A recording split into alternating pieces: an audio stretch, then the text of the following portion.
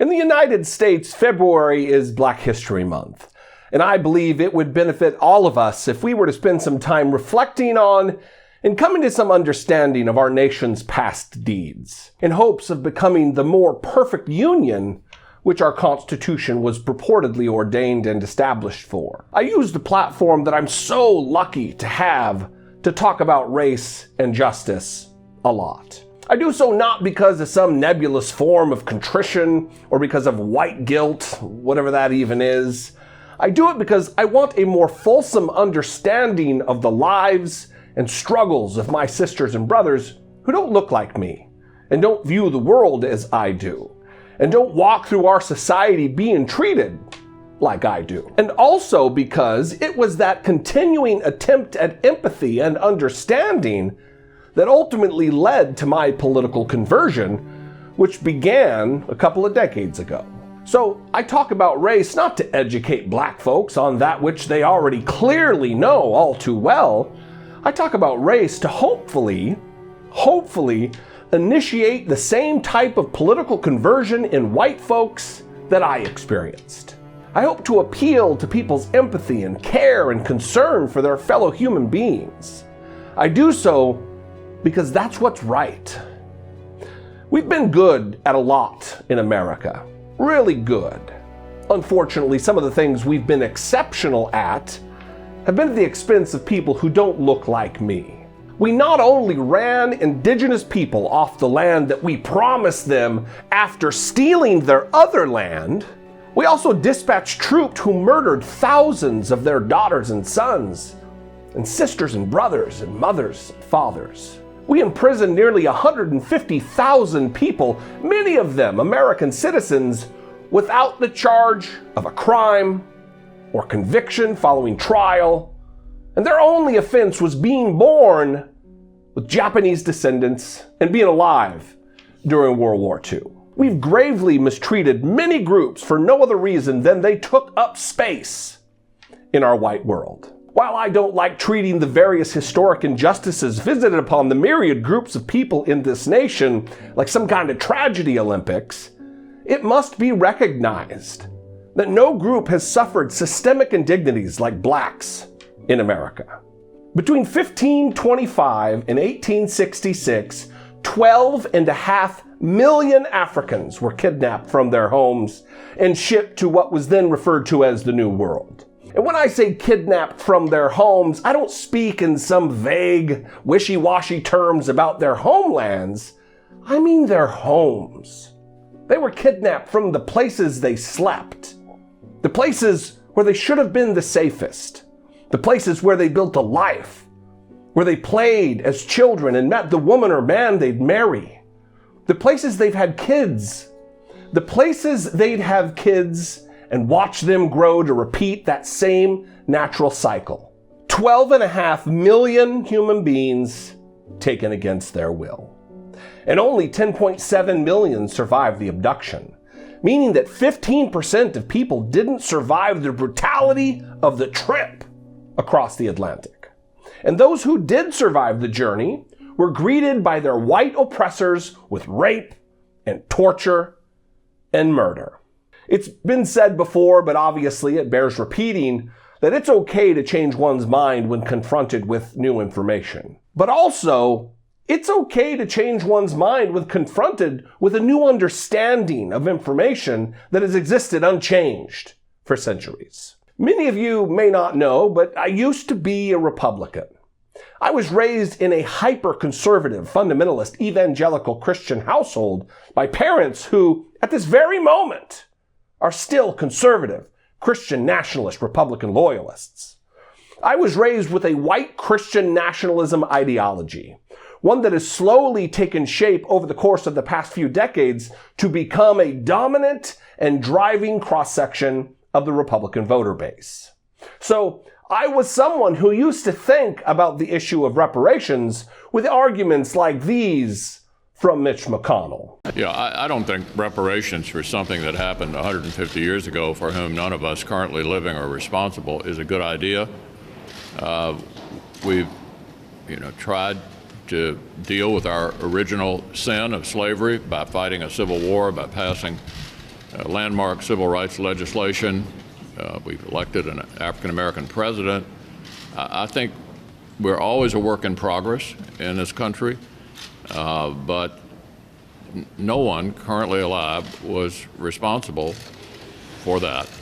And I don't think we should be trying to figure out how to compensate for it. First of all, it'd be pretty hard to figure out who to compensate. We've had waves of immigrants as well who've come to the country and experienced dramatic discrimination of one kind or another. So no, I don't think reparations are a good idea. Statements like this, to many, seem reasonable, logical even. I've changed my mind about them, and I want to explain why. Why this argument no longer works for me, and why I believe it shouldn't work for you either. Let's address them one by one with a better, more comprehensive eye on history and the facts. McConnell says the thing about no one being alive today who implemented the hideous and morally unjustifiable practice of slavery. In that, he's asserting that we, America, founded and governed by white men, and we, America, the same nation that caused the harm, did the damage, created an economy and system of laws which incentivized the ownership of our fellow man, that we, America, should be off the hook because the very same nation, governed by white men, was able to ignore that very harm and damage over the course of 150 years. Listen, being an expert at avoiding consequence doesn't absolve our nation of its undeniable guilt. And it certainly doesn't erase a debt. All 150 years does is compound interest on that debt. Compounded interest in the way of pain and trauma. And yes, compounded interest on that unpaid debt. He also said that we've tried to deal with our original sin of slavery by fighting a civil war, by passing landmark civil rights legislation, and even by electing an African-American president. Those things aren't repaying a debt. Those things are merely doing the bare minimum related to human decency and basic civil rights and adherence to the stated protections of the United States Constitution. Mitch McConnell listed those things like he deserves an award for them, for the bare minimum. Apparently, Mitch McConnell is a participation trophy kind of fella. And then he repeats the same points that we're always a work in progress in this country, but no one currently alive was responsible for slavery. And while that is true, there isn't a single soul alive who's responsible for implementing or participating in slavery. There are certainly millions of white American families who have reaped the financial benefits through inheritance and the brutal systems of white supremacy which followed the Civil War. Which is just common sense that white families have had a massive several hundred-year head start in wealth building and wealth accumulation. Because as it stands, the median net worth of whites remains nearly 10 times the size of blacks. And nearly 1 in 5 black families have zero or negative net worth, which is twice the rate of white families. This is about an opportunity to save money and to grow wealth and to build something enough to leave to a future generation in order that they can compound upon what was left to them and hopefully continue an intergenerational cycle. But as it stands now, when? When was that supposed to have begun? Let's talk about that. I hear all the time about how blacks in this country should quit whining, that this is 2021, and the negative ramifications of hundreds of years of clear immorality and brutality should be set aside because no one's a slave now. Just days before the Civil War officially ended, General William Sherman issued Special Field Order Number 15. Although not called reparations, in this order, a first attempt was made at a form of reparations. It was intended to give 40,000 newly freed former slaves 40 acres each of roughly 400,000 acres, which was confiscated from traitorous Confederate enslavers of human beings. This plan was approved by President Abraham Lincoln and then subsequently canceled by his successor, a Southerner, Andrew Johnson. And to add insult to injury, not only did black former slaves get nothing, Andrew Johnson, the Southerner, made certain that white enslavers were made whole. Reparations, but not for former slaves, reparations for rich white slave owners. After the Civil War, blacks were kept poor, systematically kept poor, and with almost zero ability to grow wealth. Thousands of black prisoners were leased by southern states to former enslavers in what were called convict leases, where blacks, again, worked for free, while white men made themselves rich from their labor and upon their broken backs. There was also sharecropping, which grossly exploited the black work ethic while allowing the former enslavers to maintain their power and to continue, do you see a theme here, continue to grow their wealth. And again, ultimately, pass it on to future generations of their white descendants. Of course, during this entire time, there were Jim Crow laws in place all over the South, which made it illegal for black Americans to occupy the same space as whites. Hospitals, bathrooms, public buildings, elevators, phone booths, restaurants, water fountains, everything white, which was everything, was off limits for black Americans. Jim Crow laws also intended to force black people into indentured servitude, to limit their voice in the political system by stripping away their constitutional right to vote, to control where they live. It was the American legal system explicitly designed for oppressing them. And listen, much like today, after the Civil War, when dudes got out of the military, they gravitated to jobs within the legal system. Many former Confederate soldiers took jobs as police and even judges to make certain that there was no justice at any level for black citizens. And thousands upon thousands upon thousands of black Americans who found themselves in the crosshairs of those enforcing these Jim Crow laws were met with violence and death through lynching. Again, much like today.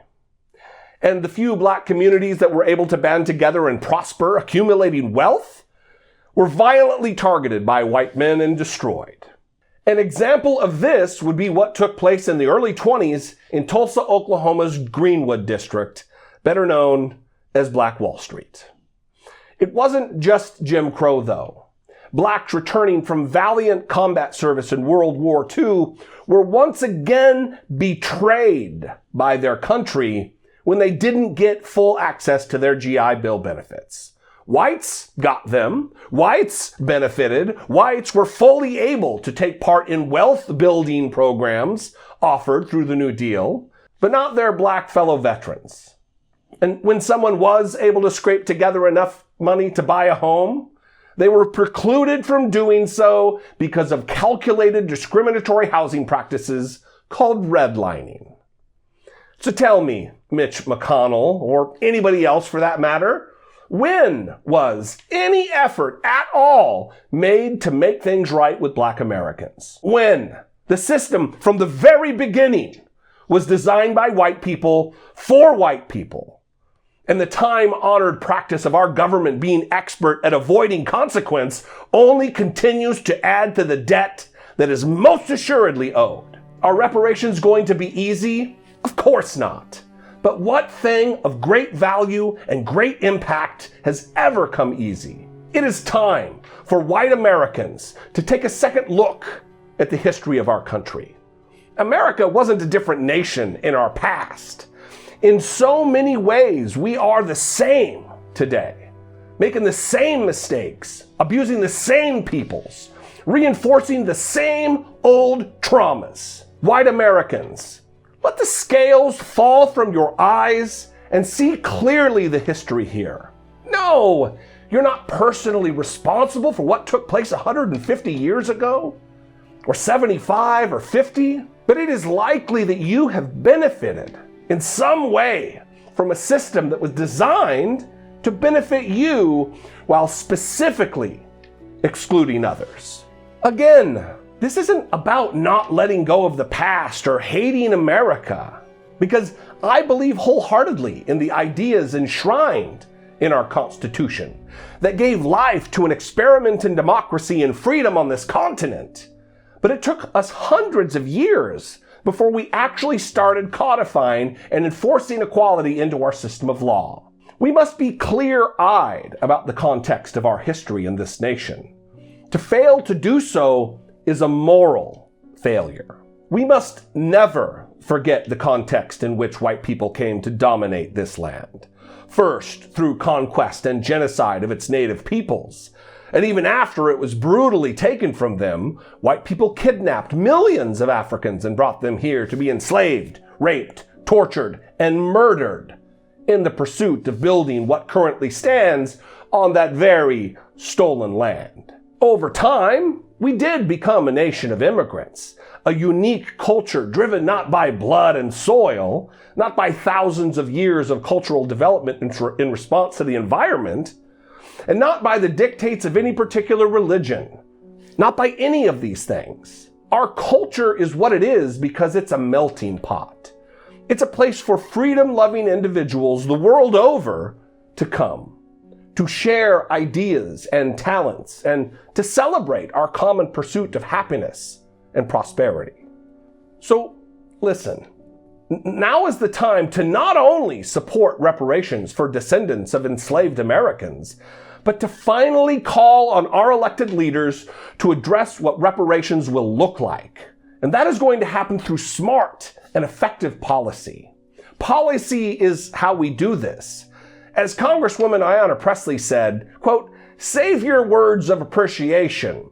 Policy is our love language." Let's use this Black History Month to do more than watch the movie The Help on Netflix and then break our arms patting ourselves on the back for being such good allies. Call your members of Congress and demand they do their jobs, that they honor their oaths to make America that more perfect union.